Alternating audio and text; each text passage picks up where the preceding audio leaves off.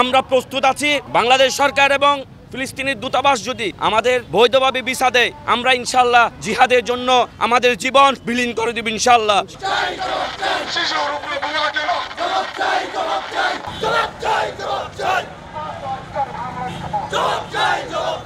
মুসলমানদের উপরে যে নির্যাতন চলছে, আমরা তার তীব্র নিন্দা জানাচ্ছি।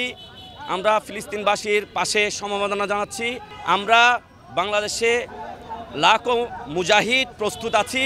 ফিলিস্তিন অ্যাম্বাসিডর যদি বাংলাদেশ সরকারের সাথে সমন্বয় করে আমাদের ভিসা দেয়, আমরা স্বতঃস্ফূর্তভাবে শহীদ হওয়ার জন্য প্রস্তুত আছি।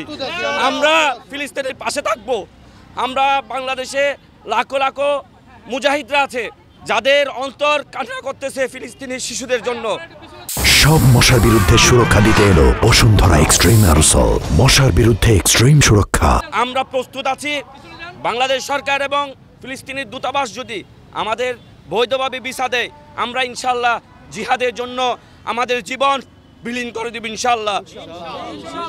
শিশুদের প্রতি যে বর্বরতা নির্যাতন, এই নির্যাতনের বিপক্ষে আমরা সকল মুসলিম এর তীব্র নিন্দা প্রতিবাদ জানাই। এরপরে যদি কোনো রকম এর চেয়ে বেশি হামলা হয় তাহলে আমরা কঠোর থেকে কঠোর পদক্ষেপ নিব।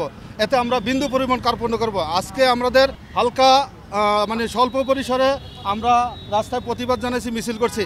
এরপরে যদি কোনো মুসলমানের প্রতি কোনো রকম বিন্দু পরিমাণ নির্যাতন হয় বা নিপীড়ন হয় বা শিশুদের প্রতি এই যে জুলুম, এই জুলুম আমরা কোনো মতেই সহ্য করব না এবং এটার কঠোরতম আন্দোলন আমরা গড়ে তুলব। এর জন্য আমরা সকল মুসলিম, বিশ্বের সকল মুসলিমকে ঐক্যবদ্ধ হওয়ার জন্য আহ্বান জানাচ্ছি।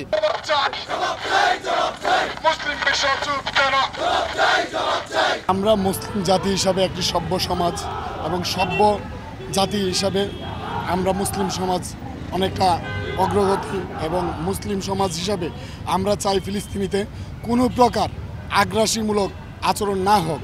আমাদের বিশ্বমুরুলরা এমনিতে অন্য কোনো জাতি হইলে তাদের বড় বড় কথা শুনতে পাই, কিন্তু এখন একটা মুসলিম দেশের উপরে যারা উইরা এসা জুড়া বসছে, তারা আমাদের মুসলিম জাতির উপরে এরকম নৈরাচার এবং এত বোমা বর্ষণ করতেছে যেটা বলার ভাষা রাখে না।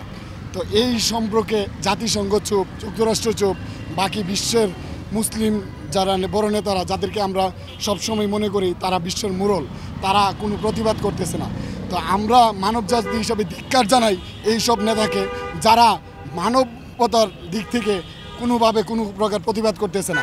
আমরা ক্ষুদ্র মানুষ, ক্ষুদ্র জায়গা থেকে আমাদের প্রতিবাদের ভাষাটা জানাইলাম, যাতে ওই মুসলিম বিশ্বের যারা মুরল, যারা নেতা, তারা যাতে এই প্রতিবাদগুলো দেখে এবং তাদের বিবেকের কর্নারে